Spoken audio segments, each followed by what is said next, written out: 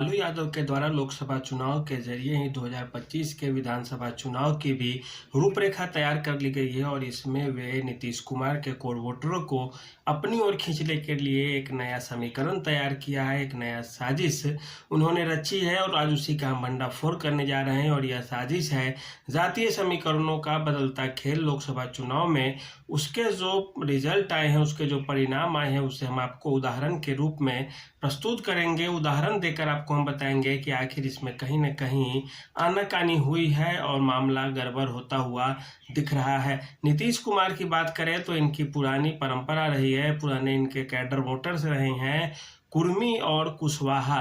लेकिन इस लोकसभा चुनाव में क्या हुआ कि लालू यादव ने 6, 7, 8 कुशवाहा जाति के उम्मीदवारों को टिकट देकर उनका वोट अपनी ओर खींचने की कोशिश की है। इसके अलावा कुर्मी जाति का वोट भी इन्हें कहीं कहीं मिलता हुआ दिख रहा है। ऐसा इसलिए क्योंकि आप इसका सबसे बड़ा उदाहरण मुंगेर में देख सकते हैं। मुंगेर में जो अनीता महतो खड़ा हुई थी चुनाव लेकर, तो लोकसभा चुनाव में वे अनीता देवी जो थी कैंडिडेट, वह कोयरी जाति से आती थी और जो उनके पति थे अशोक महतो, वे कुर्मी जाति से आते हैं। और इस तरह से देखा जाए तो दोनों की जो समीकरण बनते हैं दोनों के, उसके कारण ललन सिंह को काफ़ी मशक्कत का सामना करना पड़ता है। अनंत सिंह की भूमिका को लेकर भले ही सवाल उठाए जा रहे हो, लेकिन यह ज़रूर है कि यदि अनंत सिंह ललन सिंह की मदद नहीं करते तो ललन सिंह मुंगेर का चुनाव हार जाते, क्योंकि कई सारे ऐसे क्षेत्र हैं जहां पर ललन सिंह से नाराजगी चल रही थी, अनंत सिंह के मामले को लेकर भी और सरकार के मामले को लेकर भी।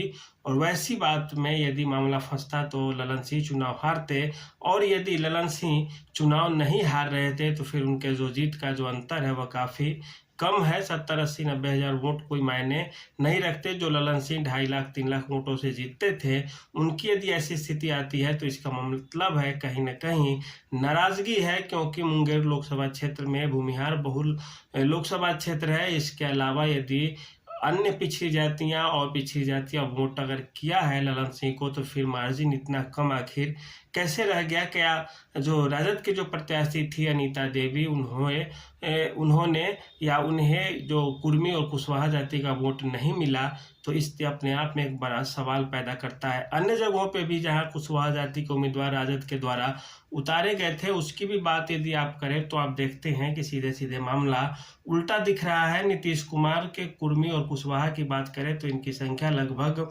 8% के आसपास हो जाती है और ये एक बड़ा वोट बैंक है। कुछ कुछ लोकसभा क्षेत्रों में तो इस तरह का है कि ये अपने दम पे ही रिजल्ट को अपने हाथों में रखना जानते हैं। इनके बिना वहाँ पे परिणाम देखा ही नहीं जा सकता, समझा ही नहीं जा सकता। तो स्थिति ऐसी है और इस वोट बैंक में लालू यादव सेंधमारे की कोशिश कर रहे हैं। इसके अलावा एक और भूमिहार जाति को भी लालू यादव अपनी ओर समेटने की कोशिश कर रहे हैं, कुशवाहा जाति को कर रहे हैं और धानुक जाति को भी अपनी ओर कोशिश कर रहे हैं कि राजद की तरफ आए।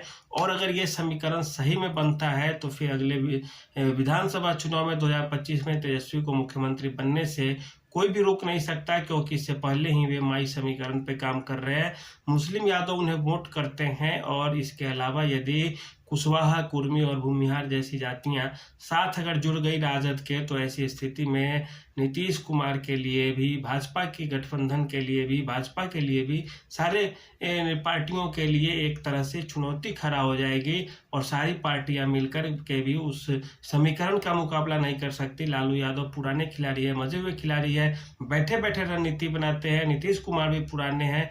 देखिए, नीतीश कुमार इस समीकरण को बनने से पहले ही तोड़ना तो चाहेंगे ही, क्या वे तोड़ पाते हैं या नहीं? विधानसभा चुनाव सर पे है, इसीलिए तमाम रणनीतियां बनेंगी, तमाम तरह के समीकरण बनेंगे। उस सब पर ध्यान रखते हुए बिहार में राजनीतिक पार्टियों को आगे बढ़ना होगा। लालू यादव का जन्मदिन है, उन्हें जन्मदिन की बहुत सारी मुबारकबाद भी। लेकिन लालू यादव का यह समीकरण यदि काम किया तो तेजस्वी यादव बिहार के अगले मुख्यमंत्री हो सकते हैं। आज के लिए इतना ही, धन्यवाद।